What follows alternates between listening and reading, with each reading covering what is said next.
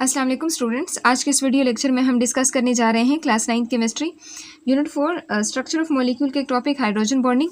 इससे पहले हमने इंटरमॉलिक्यूलर फोर्सेस को डिस्कस किया था कि दो मॉलिक्यूल्स के बीच में जो अट्रैक्टिव फोर्सेस डेवलप होती है उसको हम इंटरमॉलिक्यूलर फोर्सेस कहते हैं। फिर एक हमने डाइपोल इंटरेक्शन को भी पढ़ा था और उसमें स्पेशल एग्जाम्पल हमने HCl को डिस्कस किया था। ठीक है, किस तरह से पॉजिटिव एंड नेगेटिव पोल्स के बीच में एक अट्रैक्शन डेवलप होती है और इस positive and negative pole of दो डिफरेंट मॉलिक्यूल्स उसको हम क्या नाम देते हैं, डाइपोल इंटरेक्शन का नाम देते हैं। सो आज हम डिस्कस करने जा रहे हैं हाइड्रोजन बॉन्डिंग। हाइड्रोजन बॉन्डिंग क्या है? अगर आप यहाँ पे नाम से देख लें हाइड्रोजन बॉन्डिंग यानी ऐसे टाइप ऑफ बॉन्डिंग है जिसके अंदर हाइड्रोजन इन्वॉल्व होगा। ठीक है, तो यहाँ पर अगर हम इसका वैसे ही जनरल डेफिनेशन देखते हैं, यहाँ पे हमें बताते हैं कि जो हाइड्रोजन बॉन्डिंग है ये क्या है कि अट्रैक्टिव फोर्सेस हैं between the partial positive hydrogen atom of one molecule and the partial negative oxygen fluorine या फिर nitrogen atom of the other molecule. यानी एक मॉलिक्यूल के पास हाइड्रोजन होगा और दूसरे मॉलिक्यूल के पास इलेक्ट्रोनेगेटिव या तो ऑक्सीजन होना चाहिए या नाइट्रोजन होना चाहिए या फिर फ्लोरीन होना चाहिए। तो अब उनके बीच में एक अट्रैक्टिव फोर्स डेवलप होती है और उस अट्रैक्टिव फोर्स को हम क्या नाम देते हैं, हाइड्रोजन बॉन्डिंग का नाम देते हैं।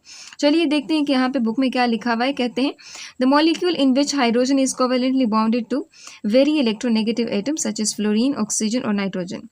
यानी ऐसा मॉलिक्यूल कि जिसमें एक हाइड्रोजन अटैच्ड हो किसी इलेक्ट्रोनेगेटिव एटम के साथ, जैसे फ्लोरीन है, ऑक्सीजन है, नाइट्रोजन है। अगर फ्लोरीन के साथ जैसे HF में देखें, यहाँ देखें हाइड्रोजन जो है फ्लोरीन के साथ अटैच्ड है।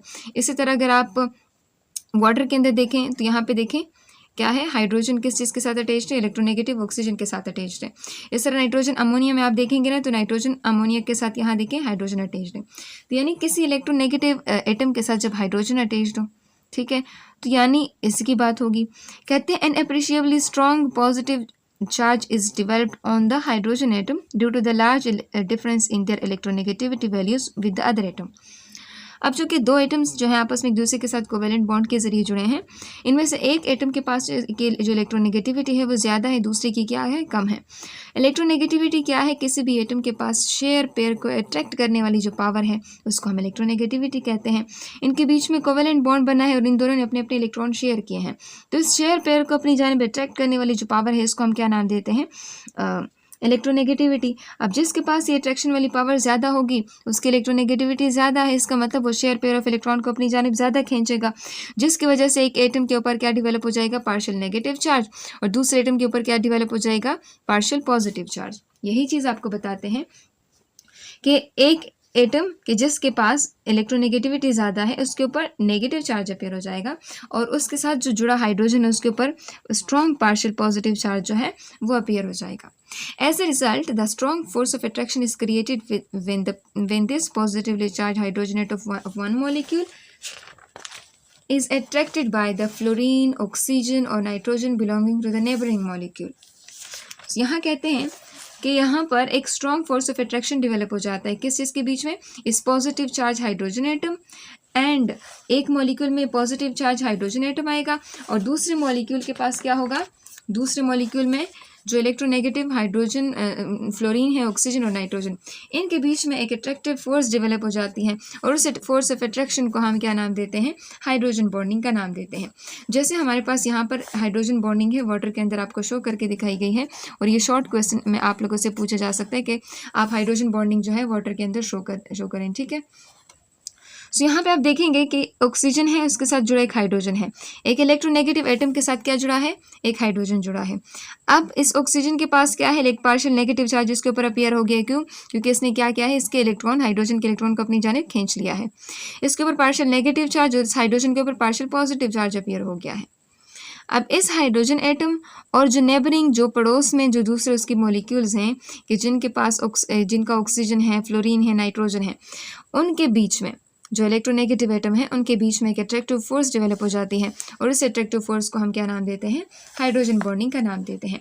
जैसे यहाँ कहते हैं hydrogen bond is an attractive force, hydrogen bond एक अट्रैक्टिव फोर्स है between the highly electron deficient hydrogen atom, यानी इस हाइड्रोजन एटम जो हाईली इलेक्ट्रॉन डेफिशिएंट है, डेफिशिएंट का मतलब जिसके पास इलेक्ट्रॉन की कमी है, तो इस हाइड्रोजन एटम जिससे यहाँ पे इसके साथ मौजूद है, ठीक है, and the near by electronegative atom, और उसके करीब जो कोई दूसरा इलेक्ट्रोनेगेटिव एटम है कि जिनके पास क्या हो, लोन पेयर ऑफ इलेक्ट्रॉन भी मौजूद हो, जैसे यहाँ पे इस केस में क्या है, ऑक्सीजन है, ठीक है, तो उनके बीच में एक अट्रैक्टिव फोर्स डेवलप हो जाती है, यानी इलेक्ट्रॉन डेफिशिएंट हाइड्रोजन और जो नेबरिंग इलेक्ट्रोनेगेटिव ऑक्सीजन एटम के जिसके पास लोन पेयर भी मौजूद हो, तो अब इन दोनों के बीच में एक अट्रैक्टिव फोर्स डेवलप हो जाती है और इस अट्रैक्टिव फोर्स को हम क्या नाम देते हैं, हाइड्रोजन बॉन्डिंग का नाम देते हैं। जैसे यहाँ पे आपको वाटर का दिखाया गया है, इसी तरह अगर आप हाइड्रोजन की बात करेंगे ना, जैसे जैसे HF की बात करेंगे, तो ये देखें HF, ये देखिए ये हाइड्रोजन बॉन्डिंग, फिर दूसरा H, तीसरा देखिए ये दूसरा F, ठीक है, फिर ये देखें हाइड्रोजन बॉन्डिंग, ठीक है, ये H और इसके साथ ये हो जाएगा F।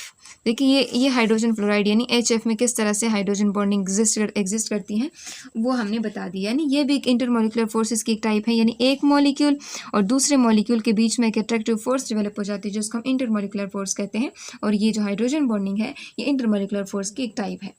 वहीं पे अगर हम नाइट्रोजन की बात करें तो नाइट्रोजन का भी आपके पास सेम इस तरह से होता है, जैसे ये नाइट्रोजन है, इसके साथ क्या है, 3 हाइड्रोजन जो है वो अटैच्ड है, इसके पास क्या है, लोन पेयर ऑफ इलेक्ट्रॉन भी मौजूद है। अब यहाँ पर एक दूसरा नाइट्रोजन आता है कि जिसके पास अपने लोन पेयर ऑफ इलेक्ट्रॉन है, तो एक मॉलिक्यूल के हाइड्रोजन जो कि इलेक्ट्रॉन डेफिशिएंट हाइड्रोजन है और दूसरा जो इलेक्ट्रोनेगेटिव एटम है, उन दोनों के बीच में एक अट्रैक्टिव फोर्स डेवलप हो रही है और इस अट्रैक्टिव फोर्स को हम क्या नाम देते हैं, हाइड्रोजन बॉन्डिंग का नाम देते हैं। लेकिन आप लोगों ने हमेशा याद रखना है, यहाँ कहते हैं the highly electron deficient hydrogen atom और उसके करीब एक इलेक्ट्रोनेगेटिव एटम जिसके पास लोन पेयर ऑफ इलेक्ट्रॉन भी हो, स्पेशली फ्लोरीन, ऑक्सीजन और नाइट्रोजन, तो इनके बीच में फिर अट्रैक्टिव फोर्स डेवलप हो जाती है और इस अट्रैक्टिव फोर्स को फिर हम क्या नाम देते हैं, हाइड्रोजन बॉन्डिंग का नाम देते हैं। अब यहाँ पर आप लोगों को कुछ एग्जांपल्स दी हुई कि हाइड्रोजन बॉन्डिंग किस चीज़ में देखने को आपको मिलती है। HF को हमने एक्सप्लेन कर दी कि HF में हाइड्रोजन बॉन्डिंग एग्जिस्ट कर रही है, क्यों, इसके 3 रीजंस आपको बताए गए हैं। ये शॉर्ट क्वेश्चन में भी आपसे पूछा जा सकता है कि क्यों HF के दरमियान, जो HF के मॉलिक्यूल्स होते हैं उनके दरमियान हाइड्रोजन बॉन्डिंग एग्जिस्ट करती है। तो सबसे पहला, एक तो इसके पास हाइड्रोजन एटम मौजूद है, दूसरा कि जो फ्लोरीन है वो हाईली इलेक्ट्रोनेगेटिव एटम है, और तीसरा कि इसके पास फ्री इलेक्ट्रॉन पेयर भी मौजूद है। फ्लोरीन जो है ना ये 7th ग्रुप का मेंबर है, तो इसके पास फ्री, ये देखिए, लोन पेयर ऑफ इलेक्ट्रॉन्स भी इसके पास मौजूद है, तो ये इसकी वजह से भी दूसरा हाइड्रोजन को अपनी जानिब अट्रैक्ट कर सकता है। इस तरह कार्बन और हाइड्रोजन की बात करें तो कार्बन के पास कोई लोन पेयर ऑफ इलेक्ट्रॉन्स नहीं है, ठीक है, और ये इतना इलेक्ट्रोनेगेटिव भी नहीं है, तो इसी वजह से हाइड्रोजन बॉन्डिंग में इतना पार्टिसिपेट नहीं करता। HBr देखें, अब ब्रोमीन जो है वो तो इलेक्ट्रोनेगेटिव है, मतलब हेलोजन से इनका ताल्लुक है, तो ये तो फिर इसके पास जो है हाइड्रोजन बॉन्डिंग की पावर है ये ज़्यादा होनी चाहिए, जो कि इनके पास हाइड्रोजन बॉन्डिंग की पावर नहीं है। क्यों? क्योंकि एक तो ब्रोमीन का जो साइज़ है ना ये बहुत ज़्यादा है, क्योंकि सबसे पहले फ्लोरीन आता है, फिर क्लोरीन आता है, फिर आते हैं ब्रोमीन। जैसे डाउन द ग्रुप्स हम जाते हैं, हमने पढ़ा है कि एटम का साइज़ जो होता है वो बढ़ता जाता है। जैसे एटम का साइज़ बढ़ता है उसके पास अपने इलेक्ट्रॉन भी ज़्यादा हो जाते हैं। एटम का साइज़ बड़ा है तो वो दूसरे से अपनी जानिब इलेक्ट्रॉन अट्रैक्ट नहीं कर पाएगा, इसका मतलब उसकी इलेक्ट्रोनेगेटिविटी कम हो जाएगी। इलेक्ट्रोनेगेटिविटी कम होने की वजह से ये क्या करेगा, हाइड्रोजन बॉन्ड नहीं बना पाएगा। इस तरह NH4 की आप बात करें, कहते हैं by itself can not form hydrogen bond because it has no lone pair of electron. अभी देखिए NH4, इसका मतलब ये अमोनियम आयन की फॉर्मेशन हो चुकी है, मतलब एक नाइट्रोजन जो कि वैसे 3 हाइड्रोजन के साथ अटैच्ड होता है, देखिए यहाँ पर 3 हाइड्रोजन के साथ अटैच्ड है, उसके ऊपर लोन पेयर ऑफ इलेक्ट्रॉन होता है। तो अगर दूसरा हाइड्रोजन इसके पास आ जाए और ये उसके साथ अपने इलेक्ट्रॉन शेयर कर लें, देखिए इस तरह से कोऑर्डिनेट कोवैलेंट बॉन्ड की फॉर्मेशन कर लें, तो ये इलेक्ट्रॉन तो उधर उनके पास चले गए हैं, इसके पास तो अपने इलेक्ट्रॉन नहीं है, लोन पेयर ऑफ इलेक्ट्रॉन नहीं है इसके पास, तो इसका मतलब ये हाइड्रोजन बॉन्डिंग नहीं बना पाएगा। नेक्स्ट कहते हैं H2 तो आप जानते हैं कि कोवेलेंट बॉन्ड इनके बीच में मौजूद होता है, लेकिन इनके बीच में इंटरमोलिकुलर फोर्सेस जो होती हैं वो मौजूद नहीं है। क्यों? क्योंकि यहाँ पे सिमिलर इलेक्ट्रोनेगेटिविटी है और यहाँ पे किसी भी किस्म के पोल्स की क्रिएशन नहीं होती।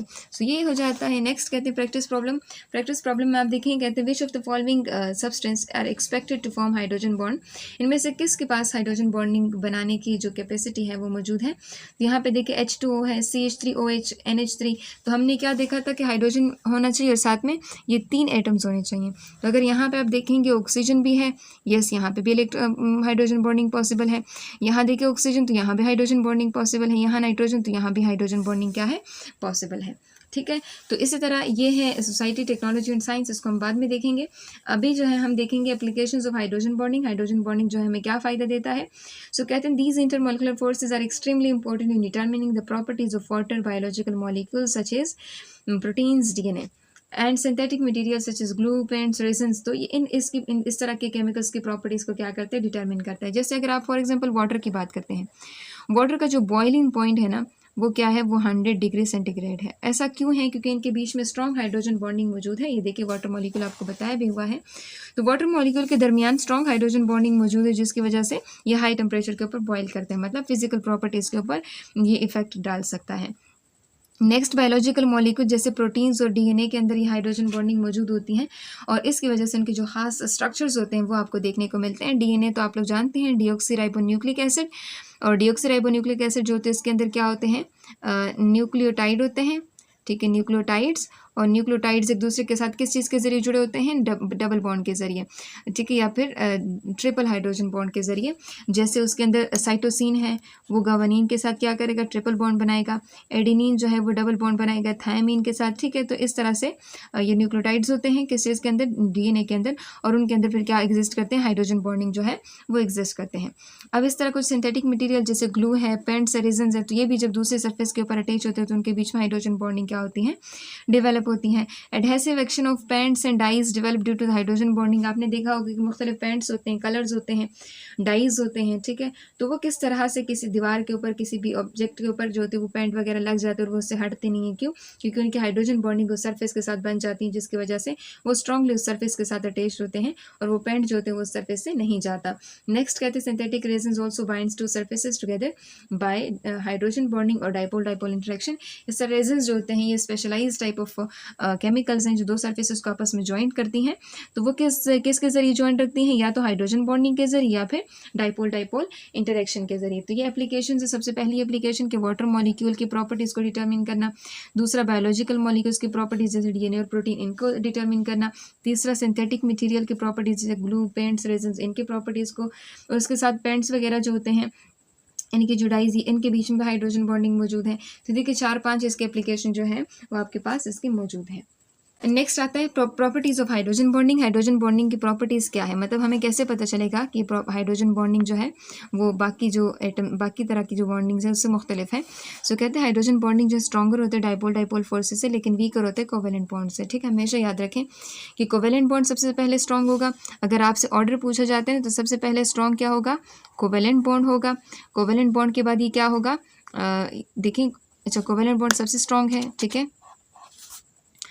उसके बाद सबसे स्ट्रॉन्ग कोवेलेंट बॉन्ड, फिर आते हैं हाइड्रोजन बॉन्डिंग, ठीक है। उसके बाद फिर क्या है, डाइपोल डाइपोल इंटरेक्शन, ठीक है। तो ये आप लोगों के पास आपको ये ट्रेंड जो है ये पता होना चाहिए। अगर आप देखेंगे ना कोवेलेंट बॉन्ड जो ये क्या है 10 टाइम्स, देखें it is about 20 times weaker then covalent bond. ये 25 गुना वीकर है कोवेलेंट बॉन्ड के मुकाबले में और 10 गुना स्ट्रॉन्गर है डाइपोल डाइपोल इंटरेक्शन के मुकाबले में। इसी तरह कहते हैं जो हाइड्रोजन बॉन्डिंग होती है डायरेक्शनल इन नेचर होती है। इसका एक खास डायरेक्शन आपको देखने को मिलता है, पॉजिटिव से इलेक्ट्रोनेगेटिव एटम की तरफ एक डायरेक्शन आपको देखने को मिलती है, इसी वजह से ये डायरेक्शनल भी है। नेक्स्ट कहते हैं hydrogen bonding form long chains with the help of formation of network of molecules.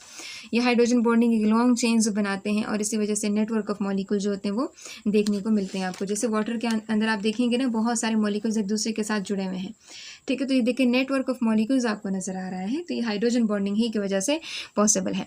उसके बाद सोसाइटी टेक्नोलॉजी एंड साइंस है, इसमें आपको जो रेजन्स हैं, जो इपॉक्सी है, ठीक है, केमिकल है, ठीक है, उस जो कि एक एडहेसिव के तौर पे काम करता है, उसकी बातें जो हैं आपको बताई गई हैं। तो यहाँ पे कहते हैं कि जो इपॉक्सी है ये एक पॉलीमर है, पॉली का मतलब ज़्यादा, मर का मतलब यूनिट्स, यानी ज़्यादा यूनिट से बना हुआ एक केमिकल है। और कहते हैं एक स्पेशल टाइप ऑफ ग्लू होता है, ठीक है, जो कि 2 डिफरेंट तरह के केमिकल से बना होता है, एक है रेजन्स और दूसरे हार्डनर्स। और ये रेजन्स और जो हार्डनर्स होते हैं इतने ज़्यादा रिएक्टिव होते हैं, जैसे एक दूसरे के साथ इसको डाला जाता है तो इनके बीच में इतना स्ट्रॉन्ग बॉन्ड जो है एक तरह से डेवलप हो जाता है, जिसकी वजह से इनके ज़रिए जो 2 ऑब्जेक्ट्स हैं उसको बहुत मजबूती के साथ जोड़ा जा सकता है।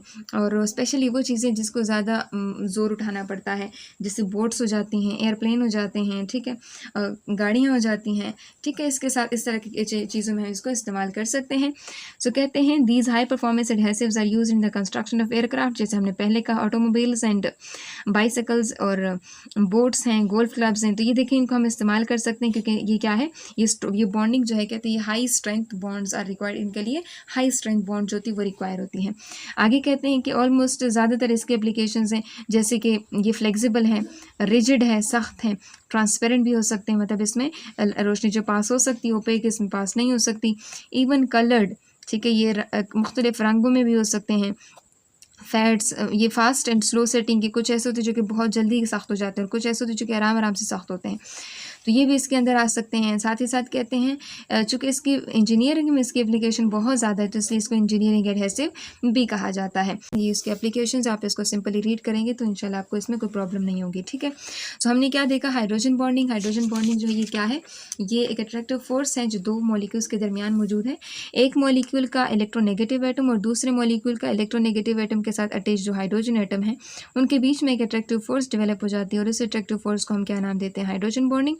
और इलेक्ट्रोनेगेटिव एटम कौन सा होना चाहिए, फ्लोरीन, ऑक्सीजन, नाइट्रोजन, क्योंकि इसकी इलेक्ट्रोनेगेटिविटी ज़्यादा है, साइज़ उनके छोटे हैं, तो ये हाइड्रोजन बॉन्डिंग में बहुत अच्छे से पार्टिसिपेट जो है वो कर सकते हैं। सो नेक्स्ट वीडियो में हम इंशाल्लाह nature of bonding and properties इसको हम डिस्कस करेंगे।